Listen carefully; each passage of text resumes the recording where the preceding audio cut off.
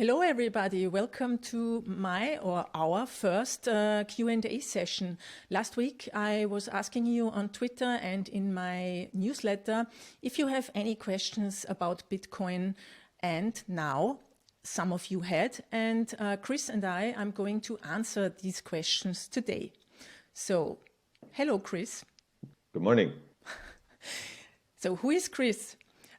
Chris is actually my English teacher. Last year I decided I want to do more content in English, and I also wanted to improve my English, of course. And I was scouting online for an English teacher for me. And then I stumbled upon Chris and saw that he's a professional English teacher. He's traveled the world, which I'm also very interested in. And he has worked in the business space also, so he also did technical and business English education, and I thought, yeah, that might be a good fit, and yeah, it turned out to be that way. Chris, hello, do you want to say something? Oh, I'm happy to be here and be able to answer any questions that your readers have or your followers have. And as far as my background from the cryptocurrency is very short, as you know, but the interest is there, and that's why I think this is an interesting project we can do together. Yeah, because that was actually the funny thing, because I didn't know that you're really already interested in the topic of Bitcoin and blockchains. And so it was the perfect fit in a way, because now we can not only talk or learn English, we can also talk about Bitcoin. And Definitely. that's the result is our first Q&A. Exactly. It's funny how it's developed to this, huh?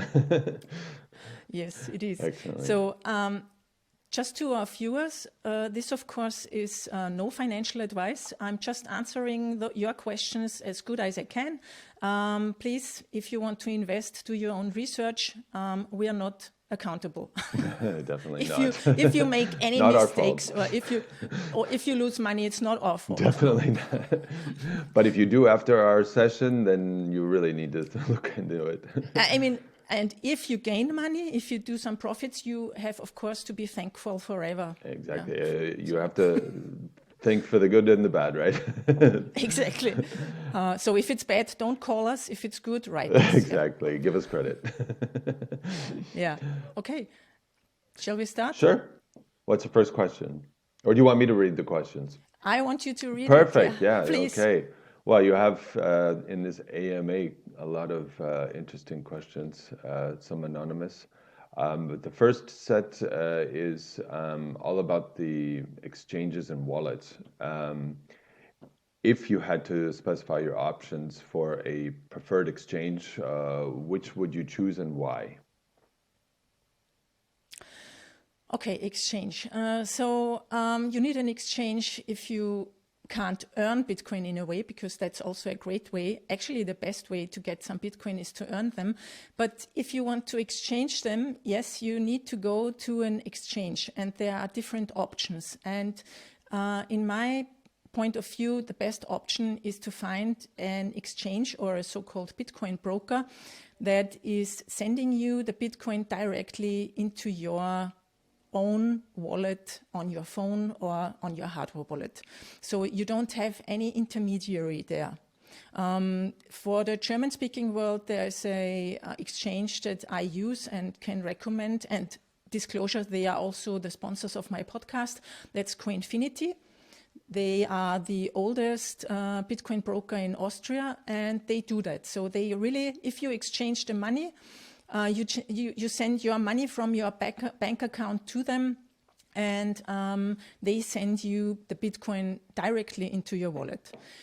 Most of the times, people are using so-called custodial services. That means they are acting like a bank in a way. So you buy Bitcoin there, and you have a wallet there, but you don't have the private keys for the wallet. That means you don't actually hold the coins by yourself, but the exchange holds it for you. It's like a banking service, yeah?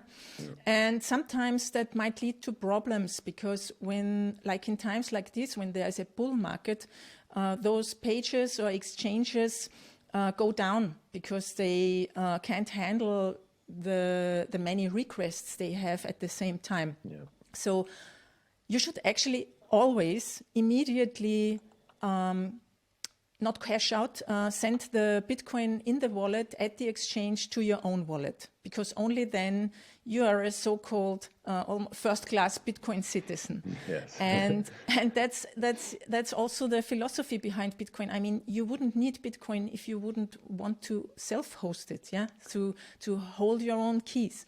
And as Andreas Antonopoulos always says, not your keys, not your coins. Yeah. There have been many exchanges that were hacked or went down or were scams even, and then your money is gone forever.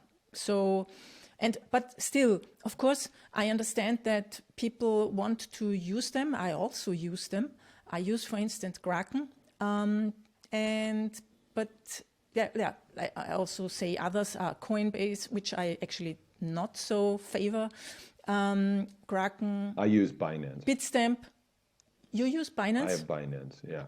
Yes. And still too much of a noob to hold my own keys, but with your help, I'm sure I'm going to move into that next phase. But like you said, yeah. I'm sure on Kraken you don't have your full collection of coins, right? You just have a small... No, I only use it to buy. So right. As soon as the trade has settled, so my euros are Bitcoin on the Kraken website, I send those Bitcoin to my own wallet at the same time, immediately. Exactly. So then, because then it's also just one transaction, and you have to know that you have to pay taxes. So each transaction date counts as a new start of a new period. So okay. In Austria, for instance, if you hold your Bitcoin for longer than 12 months, you don't have to pay taxes for it. But right. If you move the coins in between, then these 12 months always start anew. Okay.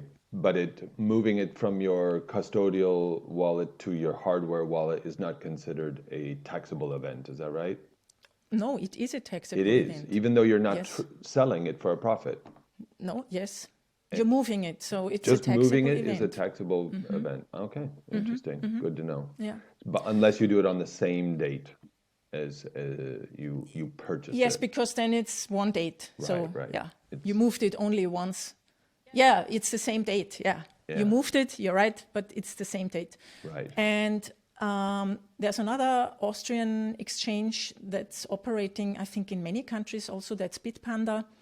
I can also say they are a viable exchange, but they are also a custodial exchange. And I heard from some people that, and I also saw it once because I helped someone to send coins from Bitpanda to their own wallet. And I think their usability design is not really very easy to understand. I know.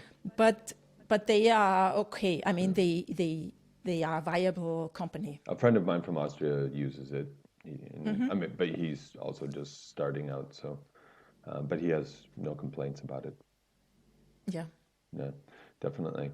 Good. But what about just having a software wallet, like on your mobile or your laptop or something like that? Is that as good as having a hardware wallet? Okay. I always make a differentiation here regarding the amount of money you want to hold. Okay. So I see my software wallet on my smartphone, on my mobile. It's like my purse, that I carry with me. Sure. So I don't have more than 100 euros in Bitcoin on that. Okay. And actually, mobile wallets are more secure than your Windows PC, for instance. Okay. So you have to be very careful if you use a software for your desktop. If it's Windows, even more careful than if it's an Apple computer. Right. Or Linux would be better. So I actually don't recommend using desktop wallets. No. The best is to use a smartphone wallet, and if you have a higher amount that you want to secure, then use a hardware wallet. At what level would you move it into the hardware wallet? How much money would you I say? mean, yeah, I mean, that's your own decision, you know. I mean, Your risk. I'd say your risk profile, Yeah, yeah, exactly. And I mean, a hardware wallet costs in between 50 and 100 euros. yeah. So if you plan to do this long term, then this investment is a good investment anyway. Yeah. So, but if you only got a few hundred euros or dollars in Bitcoin, if you just have it on a software on your phone, it's good enough. Yeah, it's good enough. I Yeah. mean, it's really what you feel if you lose it will make you cry or not. Yeah, but then would there be much of a difference between having that on your phone or in the exchange? I mean, if it's on the exchange, for example, when I opened the Binance account, they said that there had been a hack once, but they were completely insured. So, which do you think is safer if you're dealing with a small amount, let's say less than $1,000 or something like that? Keep it on your So own, on I'm, your wall, on your phone, or in the exchange? which one is safer? So Yeah, for my part, Bitcoin is about holding my Bitcoin myself. yeah. It's the And philosophy so behind it, right? that's the philosophy, and that's Yeah, why I don't do that. And there is also a risk always with Binance yeah, or other exchange custodial exchanges. Every custodial exchange, you have that risk, because they could also there are all other risks. You know yeah, that you might not be responsible for your own coins and your seed words, and you think to yourself, okay, I leave it on the exchange. But then you have the danger that maybe the government or the authorities come and say to this company, freeze the accounts. We want to check all your transactions. Or we blacklist these and these addresses. Give us your information. yeah, yeah. And there's another reason why I wouldn't recommend doing that. That are exactly also tax reasons. I heard from people in Austria that were not able to pay out their profits from an exchange to their banking account because the banks told them that they don't want to deal basically with this business. Yeah.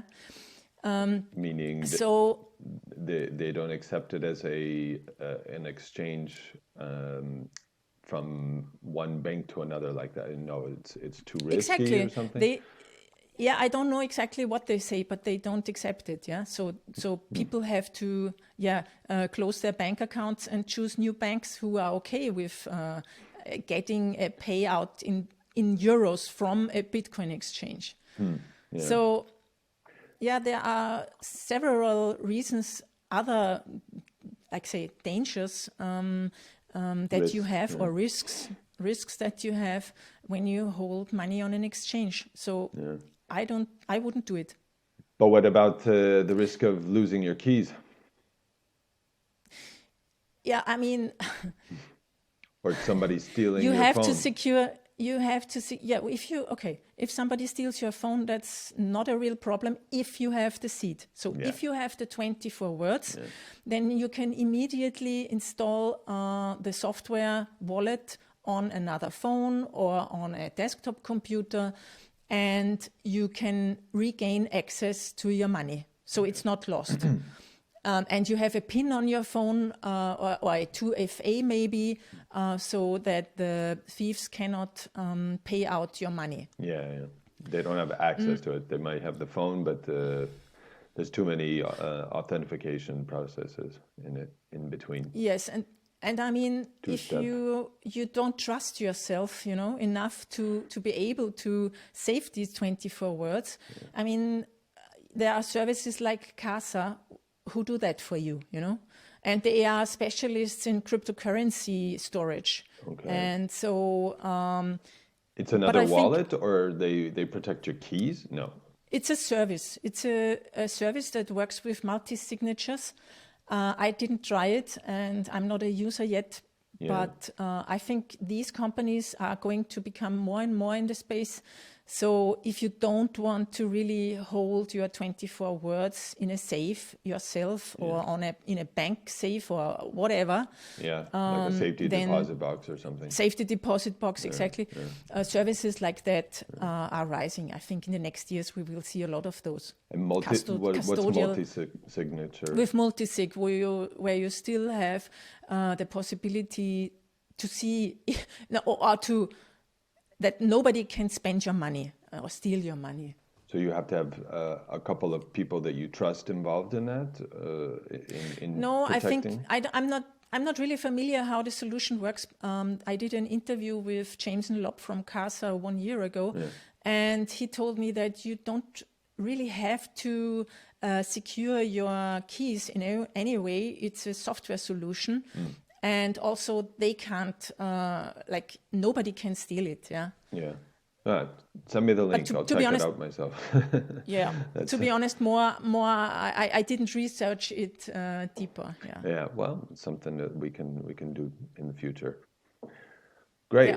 Well, that was Anonymous's questions. I think he was asking about cold storage wallet and hardware wallet. I guess that's the same thing, right? Cold storage and hardware. Is there a difference? Yes, in general, a hardware wallet is cold storage. But there are other cold storage possibilities like paper wallets, which I wouldn't recommend. So I would not recommend that anybody is building his or her own paper wallet. There are tools online where you can do that. But it's very dangerous to do it. I think you need a lot of security knowledge to really be able to generate a key pair for a paper wallet that is really secure, because you have all those online dangers. I mean, you only need to have a virus or a keylogger or anything like that on your computer, and they can read the keys. So I wouldn't do that. And another possibility, which is in a way working like a paper wallet, but is the card wallet. There are tools, basically, it's like a credit card. It looks like a credit card. And there's a company or two companies in Austria, as an example. They produce basically a paper wallet, and you can just send money to it. You have a Bitcoin address on it. You send money to it, and then you can store it in a safe, and you don't need to use any kind of software or something. So, if you are not able to use a hardware wallet because you are not tech savvy, or you don't want to set up software on your computer and maintain it, because actually you should take your hardware wallet and update it all 3 to 6 months at least. So because there are there are software upgrades, and there are updates on software updates and versions that you for the hardware wallet. Right. Exactly. And if you can't do that, and I mean, there are still, I guess, people who don't have a computer, then then you mobile, could, right? They use their mobile. I mean, if it's a higher amount than like 100 euros, you might not want to have it on your mobile, and then you also could use this card wallet. But so they're not compatible as much with the mobile as with the computer, is what you're saying, the paper wallet. It's something quite different. It doesn't have to do anything with a mobile wallet or a hardware wallet. It's really completely different. It's completely different.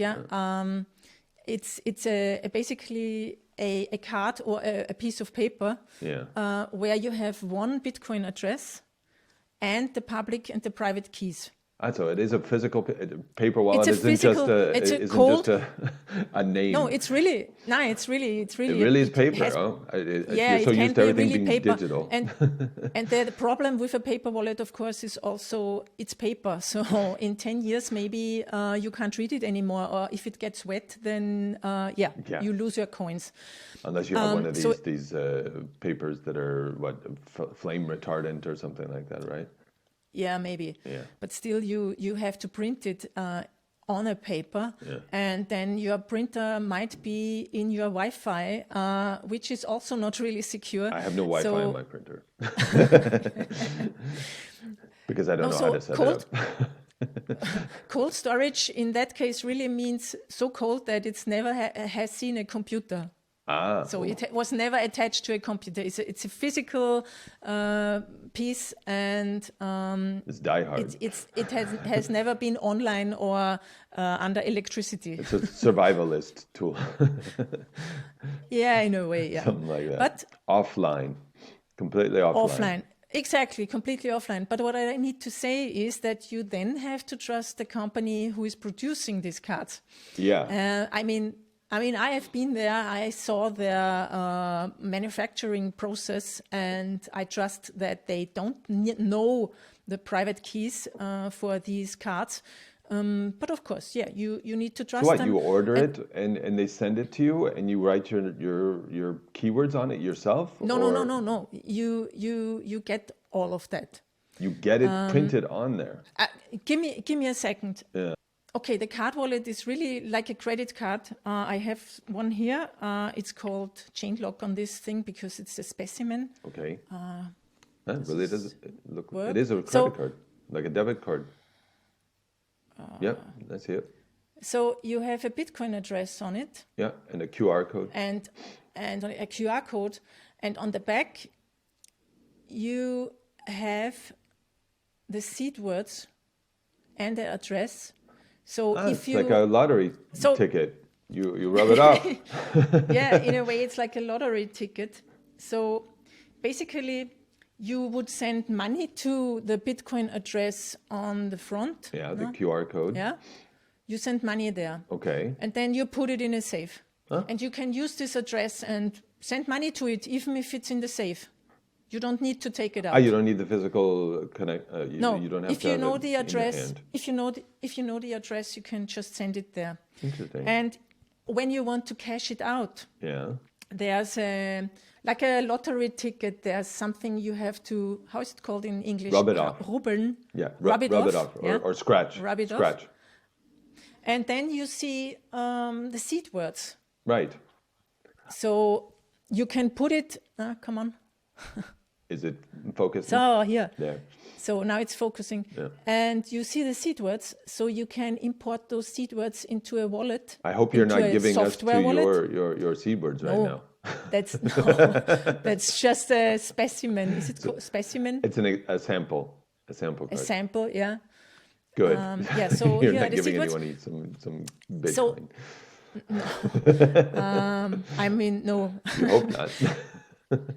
No. You can try. See if you can get anything, hackers. So you would install a software wallet, and then you import those seed words, and then you have your money. Okay. So you have your address in your software wallet. Then you have the money and the address in your software wallet, exactly. Great. Perfect. All right. Yeah, so that was that. Yeah, that was a lot with the exchanges and the wallets. Good. I have the next question here is from Do. When I want to sell Bitcoins that I have in my wallet, do I have to find a buyer, or can I exchange them anytime without any issue? There are two possibilities. You can find a buyer. Like peer-to-peer. Bitcoin is a peer-to-peer money. Right. That's the point. Right. So you can go, for instance, to local Bitcoins and find someone in the world who wants to buy your Bitcoin, or you can ask your Bitcoin friend if he or she wants your Bitcoin. Right. And the other option, if you don't find someone like that, is you can go to an exchange the same way as you bought your coins. You can sell it there. So local Bitcoin is not an exchange. It's just a platform for exchanging. Exactly. Peer-to-peer. Local Bitcoins is a marketplace, basically, a peer-to-peer marketplace. Right. So you connect directly with other people. It's a decentralized platform. It's a decentralized platform, exactly. And I mean, if you're interested in a decentralized platforms without KYC, without know your customer identification, then I recommend hodl.com. Hodl.com. No, hodl. Hodl. Really, it's Two really hodls. hodl. Two Hodl. hodls. Yeah, exactly. They really want to push it with the hodling. Okay. Which means holding for the noobs out there like myself. Great. Okay. So then, yeah, I mean, Bitcoin always has to be exchanged with another person. You can't just it's not a question of finding a buyer. I mean, that's the only way to exchanges. It has to be with another person. It's not like a stock where you can just, well, I guess stocks you also need to sell it too, and somebody buys it. Yeah, maybe that's what this was something that wasn't really clear for this person. That it's really an asset, right? And you always are just trading it, buying and selling it. Yeah, you can trade it, but if you want to hold it, I mean, there are many people who think about that, like, okay, now I understand how I can get Bitcoin, but what do I do then? Yeah. I mean, will somebody take it? No. So I think that was the basic question. So yes, you will find someone, and because there are hodlers of last resort, which I would also say I am too, who will always buy your Bitcoin.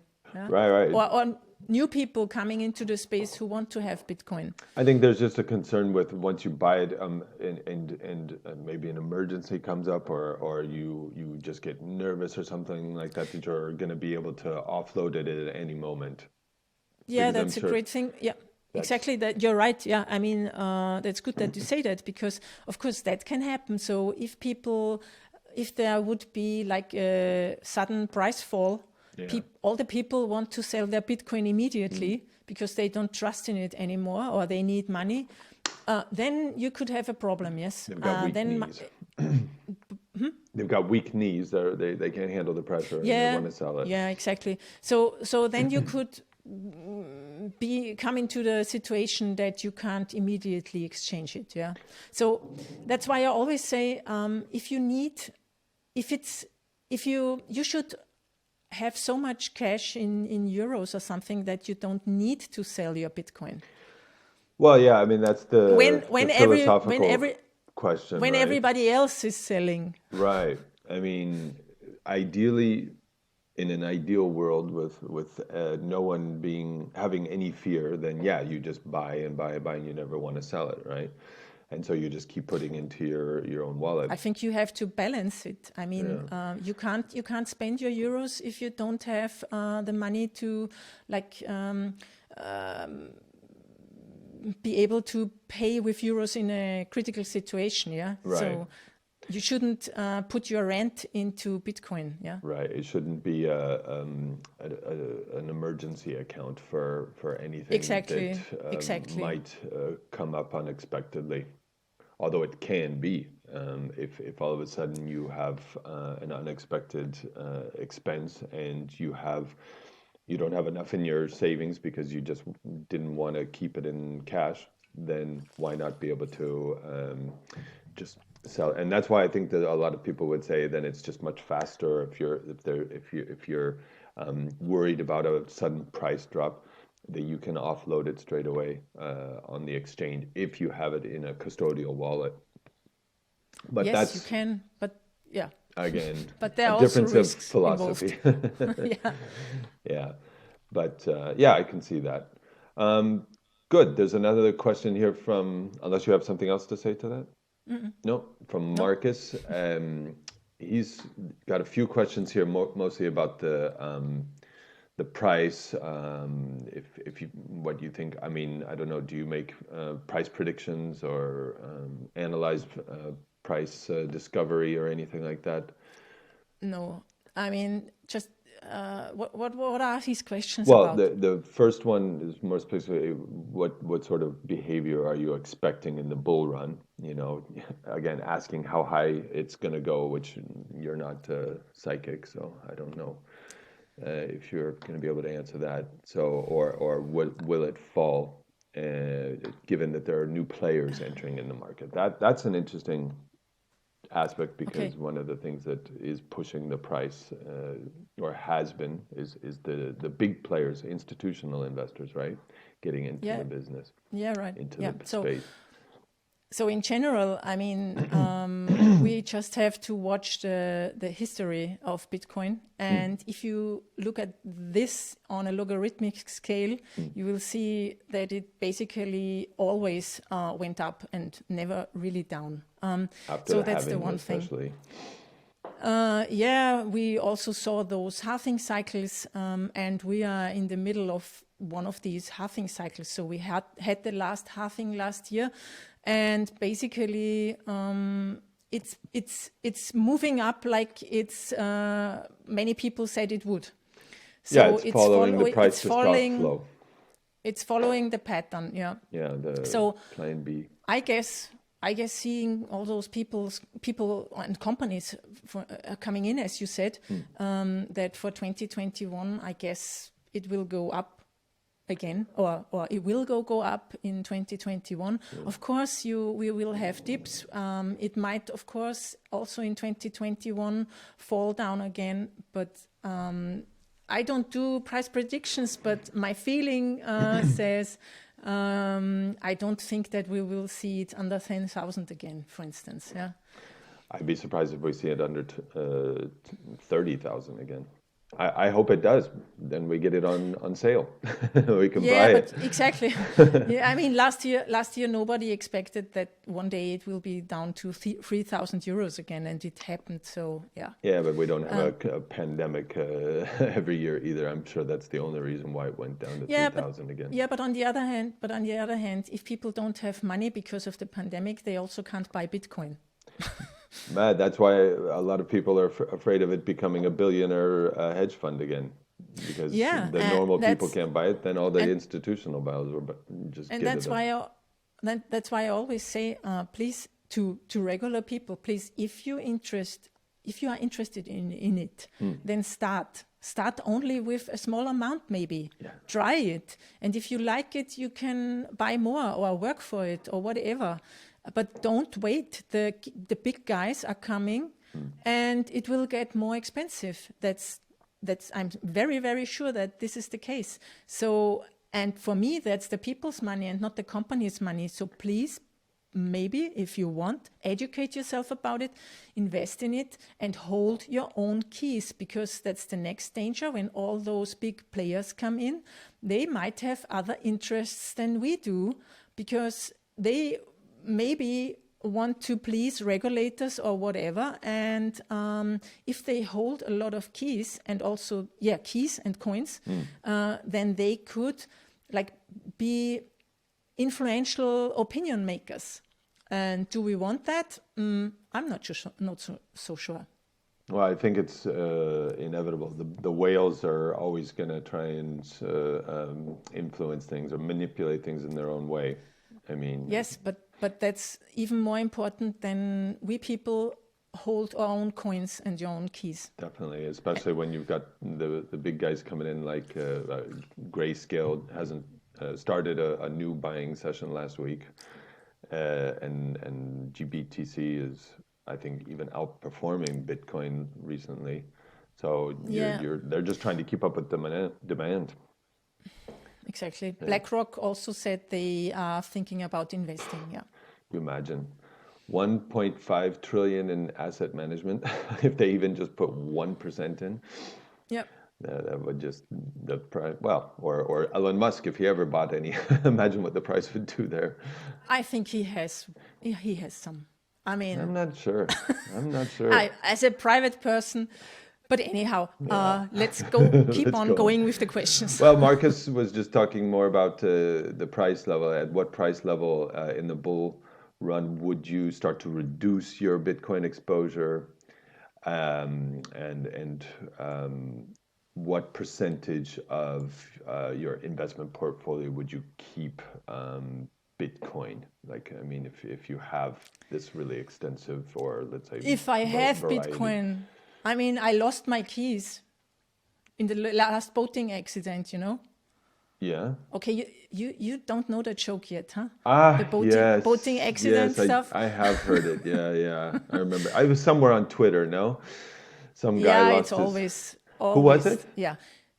No, I don't know who No, it started was that. real. Somebody lost their their keys in the I don't boating. know who started it, but yeah, I mean, look, I work for Bitcoin in a way. Not only as an educator and a podcaster, I also earn in Bitcoin sometimes. So I try to manage like my income in euros and in Bitcoin, because I actually want to use Bitcoin like in a circular economy, you know. Yeah. So I pay people in Bitcoin, I tip them in Bitcoin, and on the other hand, I earn Bitcoin and also euro, yeah, because I need that to pay my rent, because I don't. Yeah, I think it's easier just to pay my rent in euro and not in Bitcoin. Yeah, So I mean, he's talking about really like what sort of allocation and that sort of thing, and I think that it really just depends on what sort of risk you're able to, to take your exactly. threshold, risk threshold, and that sort of thing. I mean, there's people who just want to keep a small portion of it, 1 to maybe 5%, but those people don't really like volatility, and if you're looking at it more as an asset, an investment, than let's say, like you, a lifestyle and a philosophy, the way it can change the world, right? Depends on what you. I mean, this guy looks like he's directing his questions more at an investment broker, someone Yeah, rather than an I mean, educator or I advocate. mean, I would say that it's, as you say, a personal risk profile you need to have. Yeah, yeah, And if you trust in the technology, yeah. then you might have a higher allocation in Bitcoin than in euro. Yeah. Yeah. And so I can't really, I only can say everybody has to decide that for him or herself. Yeah. Yeah. I mean, But in this I think one of market, the, it's hard pardon? in this market, I mean, you definitely can't give financial advice, but the way it's going these days, anything can happen. The stocks could crash and Bitcoin could soar, or vice versa, anything could happen. Exactly. And I think one of the question, a part of the question was also, at which price level would I sell? Well, just reduce exposure. Reduce exposure, Yeah. yeah, but that's also like selling, isn't it? Yeah. So Yeah, yeah, basically, yeah, in other words. never. I wouldn't. I mean, I went through the last bear market. Yeah. So basically, I started my career as a Bitcoin educator at the beginning of the bull market, and then I lived through all those years in the bear market, and I never sold. So And, I managed and you my bought at portfolio.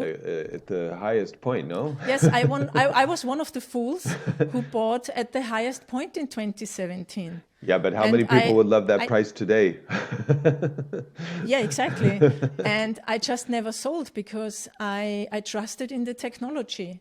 And that's the point. I mean, you can only hold a high percentage of your, let's say, assets in a technology that's new when you trust it. And if you don't really, then please don't. Just use like 1% or maybe 5%. Yeah. Yeah. Your whole confidence level needs to be there in order to do more than 5%, that sort of thing. And I guess it's based on your own personality, how thick your skin is, and how convinced you are of it, how much research you've done. Obviously, the more you research, the more convinced you get. Because I mean, I learned about Bitcoin also at the same time that you did, but I didn't get pulled into the ecosystem the way you did until at the beginning of this year. And my exposure to it has got. I prefer the dollar cost averaging thing than doing the asset allocation is. It's okay, you know what you can afford every month, put it in there and forget about it. Just don't look at it, right? I'm sure that's what you've been doing too, no? Yeah, but on a manual basis. I mean, there are services that do it for you like every month or something. Yeah. I think that's a good idea because then you can, you have one level of price in a way. Yeah, you take away the variability of it. I mean, there are people who just buy the dips. There are people who do it on a weekly basis in order to average it out better, or both, a combination of the two, from the people I've talked to. Anyway, and then he had just one other question about if you own or trade other cryptocurrencies outside of the Bitcoin. What projects do you believe in, if you do own some other currencies? When I started my journey in this space in 2017, I did what everybody does, I think. I bought a little amount of Ethereum, Litecoin, and I think even Ripple, because back in that time I didn't know anything, you know. I just wanted to try it, but I have to say, no, not FOMO, more like I didn't know the big differences between those cryptocurrencies. I mean, they are sold. Yeah, exactly. They are sold to you like everything is the same. So only when I learned more about it, it became more clear and clear to me that Bitcoin is the one I trust the most and I want to follow. And also in my work, one decision was to focus on Bitcoin only, because I'm a single person. I cannot follow everything in the depth I would need to have a educated opinion on it, you know. So I don't have any other cryptocurrencies than Bitcoin. So you've gotten rid of all those other ones? Yeah, I think I have like 20 euros in Ethereum on a wallet that I just recently I donated it to the electronic frontier. How are they called? Yeah. Don't know. Anyhow, so I try to get rid of them. Okay. Yeah, just a Bitcoin maximalist. I'm also not trading, so I just believe in the long-term perspective of Bitcoin. Yeah. Well, there's a lot of interesting projects there, thanks to the Ethereum network, and I'm sure there's a lot of promising projects out there, and even on other chains as well, like Cardano or Theta or something like that. They have their own projects that are interesting if you're willing to do the research. Yeah, you need to do the research, and I know that on Bitcoin we will have those technologies too. I mean, they are starting right now with Liquid, and you also can do smart contracts and tokens on Bitcoin. Yeah, so I'm sure that also in this space, in the next years, we will see a lot of innovations. Yeah, it's really interesting to keep up with it all. Almost too much to keep up with all of it, right? Exactly. Good. Well, there's been a couple of actually interesting bad news in the headlines recently. One being this ledger breach. What do you have? What do you know about that? Do you know if you can set up a burner phone? Or this person do you recommend setting up a burner phone and or an email that email address that would protect you from that or something? Yes. So what happened was that already this summer, the marketing database or from their e-commerce software, which is Shopify, they had a leak. So somebody was able to Ledger, the company that does the hardware wallets, one of the biggest ones in the space. So basically, if you bought a Ledger hardware wallet on their website in spring or May or something like that, your data has been leaked. So that means that thousands of addresses, really your postal address, your email address, your phone number, are now free in the online space, and now you can also connect people to Ledger hardware devices. And you can guess that if a person buys a hardware device, he or she will own some crypto. Yeah. And Good so that chance. makes you a target for attacks, of course. Yeah. And so I recommend everybody who's new or who wants to buy another hardware wallet or any product that is connected to a cryptocurrency. If you buy those online or you register yourself somewhere, use not your real name if it's possible. Use a address, a postal address, a box. PO box. How are they called? Post office A PO box. box. Or there are, with Amazon, I know it in Germany and in Austria, there are so-called Abholstationen from Amazon. I think they're called pickup centers or retrieval centers or something. Yeah, where you can... Something like that. So look for options like that. And regarding the burner phone and burner email, yes, I would recommend that actually for all services. I mean, there in different countries you have different possibilities to do that. I can say it about in how it's in Austria. I have an old phone, so really a phone that I don't use anymore. I bought a SIM card, and I bought a very cheap. A prepaid card, yeah, exactly. And I bought a very cheap contract for 10 euros. And that's for a year because I don't make calls. I don't use that phone for anything. No. I just use the number for online shopping like that.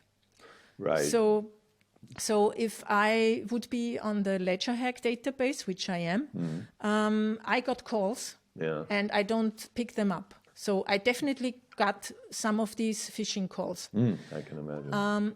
And the same with the email address. So you can, there are services online where you can get a account with, I don't know, a made-up name at Gmail or at GMX or Gmail. Yahoo or anywhere. And you can also buy a cheap domain name for yourself. Then you have your own mail name, your own mail server. Yes. So that's also a possibility. Yeah. So I recommend to do that actually everywhere on the web and don't So you recommend use having an email address only for your crypto transactions? For instance, separate from the rest of all your other then email. You always know that it's just a burner email address that you used for buying a ledger. Right. Or, for instance, if you're a Gmail user, what you can do, and that's, I think, a great way to use it, you can use, it's just as an example, the name Tom Miller, Tom Miller at gmail.com. Yeah. If you do Tom Miller and then a plus sign, and then you can write ledger at gmail.com, then you use this email just to buy a ledger, then whenever you receive an email at that address, Tim Miller plus ledger, then you know that's a scam mail or maybe a real mail from Ledger. So what I do, I never open Ledger emails anymore now. You are not planning on buying another one, I guess. Not really. I mean, I need to say the devices are safe. It's not, the devices are not corrupted in any way, and they don't know how much you have on it. They can't know it, and so the devices are safe. But the danger is those phishing emails or phishing calls even, so that people think, because there are mails coming like, somebody sent a transaction from your Ledger wallet. If you don't want to lose your money, act now and enter your 24 words on this website. Yeah. Oh, sure. And then your money is gone. So it's always a kind of a pressure and an urgency. Yeah. So that you really feel you need to do that now. Right. And then you are acting like in panic and not checking the website and why you do that even. Stay cool. And exactly, and that's how it happens. Are they still selling on a Shopify site? ledger? I don't know. I mean, I know that they, of course, fixed that, and I'm sure that they have now much better security measures than before. Yeah, after But it's I always. mean, yeah, but yeah, the trust has been lost, Yeah. and I hope that other hardware wallet manufacturers deal better with their data. Yeah, let's hope so. Because Yeah. we don't need any more of that. It doesn't help the whole space, does it? No, The it more doesn't. problems like this that happen. Yeah. Good. This was actually one of my questions because I wasn't sure, but we already talked about this with leaving the Bitcoin on the phone instead of a hard wallet, whether or not that's a good way to start. But we already talked about that anyway. And then there's another one from another anonymous person. Well, they wanted to know which crypto broker is reliable, if you can recommend one specific. But we talked about Bitpanda. I bet they also asked about eToro. Do you have And any experience? And I think when I saw the questions, I think it's also, I think they also ask for Swissquote, which I don't know. So yeah, I haven't heard of that one. Is that what that is? I'm not sure. I think I heard of them, but I can't say anything about them. Yeah, as I said before, Bitpanda is a reliable and viable exchange. The only thing is it's a custodial exchange, yeah. Yeah. And eToro, I never used it, but I know have. it for many years. You have? Yeah. It's So not what can good you for say? buying Bitcoin because the spreads are way too much. You don't pay the real Okay. price. Okay, so you pay more than you would need to. Yeah, you would pay more than what the actual market price is, and you sell at the lower price. So, Oh, okay. and again, you don't own your keys.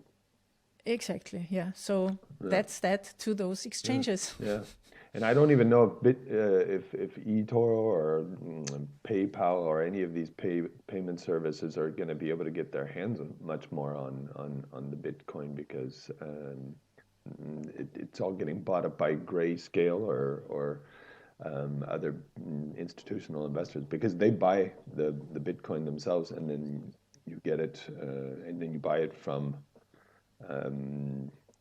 their account. From Grayscale, you mean? Not GBTC. I think it's not an ETF, but somehow you're not buying the underlying asset. You're buying it from their pool Where? on eToro. Oh, really? Yeah, Okay, I didn't know that. I never dealt with eToro, so Yeah. I thought you just buy Bitcoin and then you can send it to your own wallet. Well, I mean, you have your custodial wallet on eToro as well, but I'm not sure if you can send it from there to your hardware wallet. That I'm not sure of. I know that this is not possible with PayPal, so don't buy your Bitcoin on PayPal. Exactly, and I don't think Yeah. on eToro either. Don't quote me, Okay. but I don't think so. I had some on eToro for one short period of time, but then I found out that you can't exchange it to or download it or move it to your hardware wallet. then So I just sold it. Doesn't make any sense then.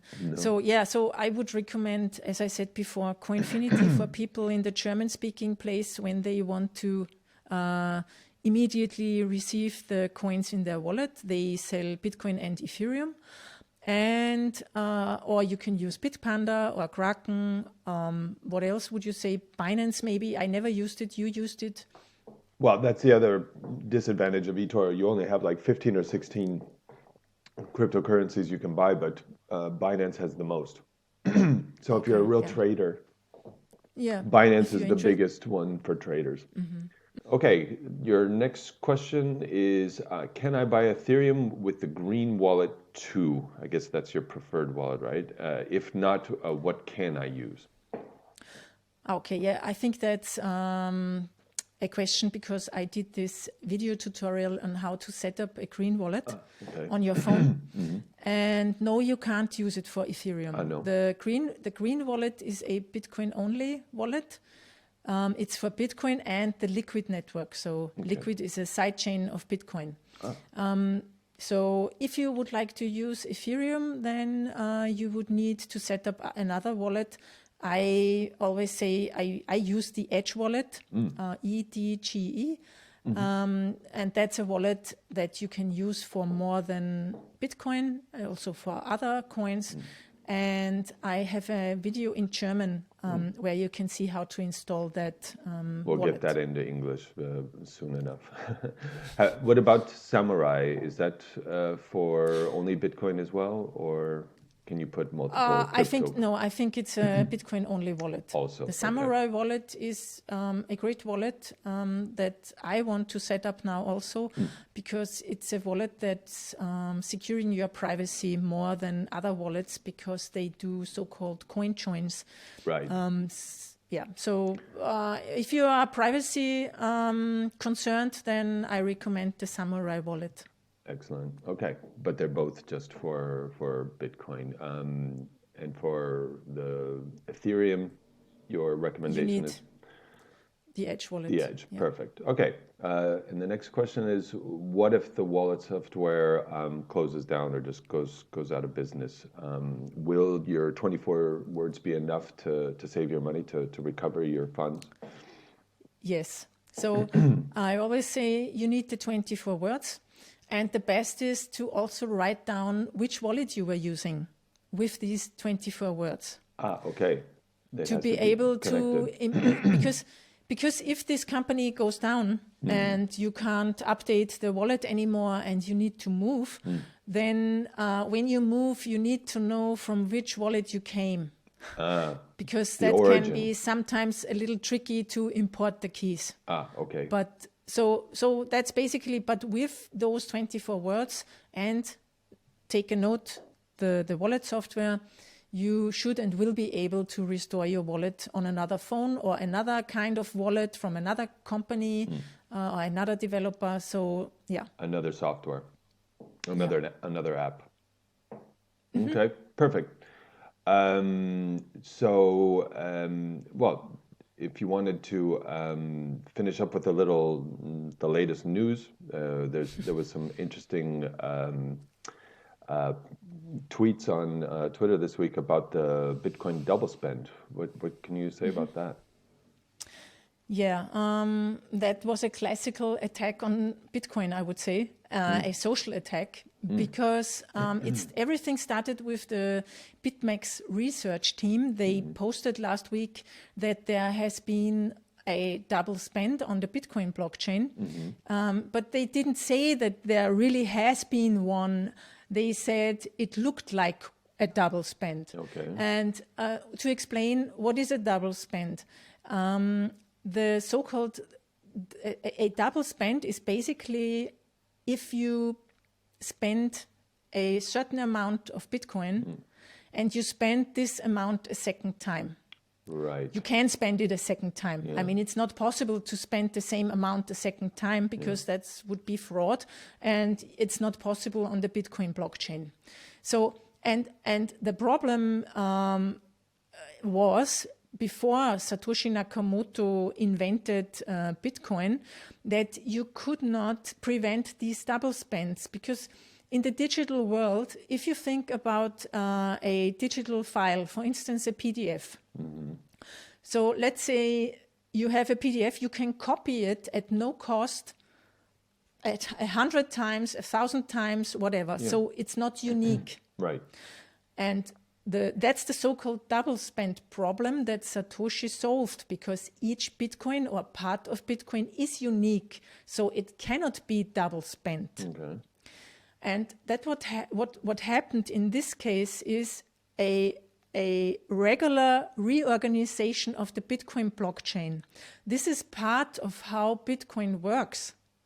And some guy from the Bitcoin SV fraction, I would say, that were the guys who in 2017 incited this hard fork stuff. So we had Bitcoin Cash then and Bitcoin SV. they said it was a double spend and they wanted to discredit Bitcoin with that. Because if it really would be possible to do a double spend, then of course that would be a critical situation for Bitcoin, because that's the core of the technology, that it's not able to double spend. Nobody would trust Bitcoin anymore if this really would happen. And it hasn't happened. It's just a way that the blockchain mining and verification of transactions and blocks is working. Yeah. So you have reorgs all the time on the blockchain. So this situation is just a regular situation, and these people just exploited that. And then the Cointelegraph, which is actually one of those mediums, online media in the space, they are almost known for their bad articles and not really spreading FUD. Exactly. Yeah, that's what I heard. But as far as the reorganizing of a ledger, that's something that's even been written in the white paper, no? Exactly. It's even described. It's even a part of the white paper. And another funny thing is it can happen on the Bitcoin SV blockchain too, because it's a part of how proof of work works. Exactly. So that can happen everywhere. And Well, it seems like they're just trying to discredit it to their own benefit somehow, right? Yes, I think the BSV people are driving another campaign at the moment, because yesterday also Craig Wright, who claims to be Satoshi, which he could never prove. Yes, I've heard of it. He threatened the Bitcoin.org team that they shall take down the Bitcoin white paper, which actually Satoshi Nakamoto put on there in 2009. Yeah. And because Craig Wright claims he's Satoshi and that he has the copyright on the white paper. With what proof? Which is hilarious, because he has never shown any proof. I mean, if he has the proof, then he should sign a message with the keys from Satoshi Nakamoto. Those are known. Exactly. Then he could prove it, but he can't. And it's just another attack. And the funny thing then was that everyone, like Bitcoiners like me, we started to send the links. So in 2018, I put the Bitcoin white paper on my own website. Right. So since then, I have it on my server. And so I just posted, come and get it, fake Toshi. And posted it on Twitter, like many other Bitcoiners also did. Yeah. So now this white paper is widespread on all internet servers. Mm-hmm. And if Craig not Satoshi, that's the trick.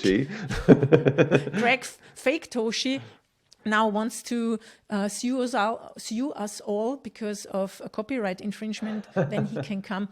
I mean, it's a joke. Satoshi Nakamoto put the MIT license on it, and the MIT license is basically a very open license that allows you to copy the work, and work on it. So, I mean, it's just a joke. This guy is, in my point of view, I don't know if I'm allowed to say that on a video, but I think this guy really has mental issues. And he thinks he's like, he's like Donald Trump in a way. Yeah, well, if he really reality. Satoshi Nakamoto, I think he wouldn't really care about that, because he'd have access to the 1 million Bitcoin, 1 million plus Bitcoin in the original address, right? I don't think he would care. Yeah, and I if he really would be Satoshi, then he wouldn't act like that. Exactly. I think Satoshi's intentions were a little bit more, on a higher level, a little bit more. Yeah, exactly. they were a little more, something. I think altruistic. So these were the fear, uncertainty, and denial or doubt. Stories of the week, adding to the Tether story. I mean, Tether is also FUD. I've seen it in 2017. These are the same stories, the same FUD stories that want to discredit Bitcoin. And they aren't going to work. so don't worry. I don't worry. Yeah, it's just annoying and distracting because it's much work then for people like Andreas or me to and many others to like put that in the right context again, because so many new people are in the space who don't know about the history, and they maybe feel, oh my God, what is happening? There has been a double spend. Yeah. So is this secure? Yeah. Well, I think Anthony Pompliano put it really well when you read articles like that and there are reactions to sudden price drops like that. It just basically moves Bitcoin from weak hands to strong hands. You need to learn how to deal with this sort of FUD and common miscrediting and that sort of thing, and volatility. So they're going to try all they can, but it won't work. Yeah, I guess so too. Excellent. Okay. So that was all the AMA questions that we had for this week, unless you wanted to finish up on something else, another note? No note anymore. No more today. notes? It's Great. enough. It's enough for today. We will do that again, I guess. For sure, I would love to. Yeah, we will. And be sure to subscribe to my channel, please, people, so that you get a notification for the next time. You can also subscribe to my newsletter. You will see the message afterwards. And have a good day. Yeah, and thanks for watching. Exactly. And thanks for having me.